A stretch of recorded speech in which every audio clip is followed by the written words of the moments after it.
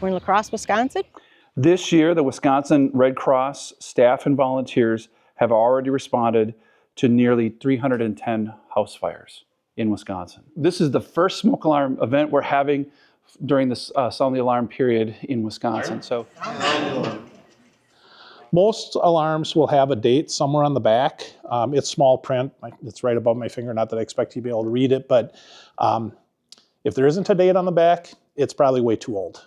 Smoke alarms last 10 years. most don't realize that you have just 2 minutes to get out of your home when you have a fire. So, I mean, it's just one of those things that, is out of sight, out of mind for most people. So we're there, we're in a position to help them, we want to try to help them. So I currently have 2 fire alarms on the first floor. Okay. I can tell right now that one needs to be replaced.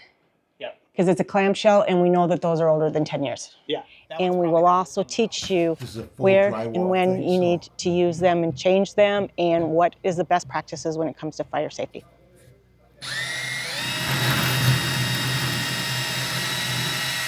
Why does the Red Cross care about fire alarms? Because Red Cross has to go to those disasters. And eliminating some of the variables that would be just tragic. We don't want anybody hurt. Now I'm just trying to get these in. Sure. They were just a little offset. Oh, great.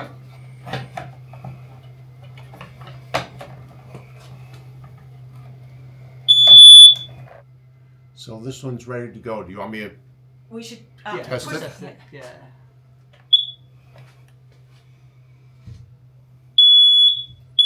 And it's working.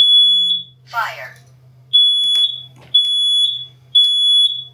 Walking out of a home and knowing we made it safer.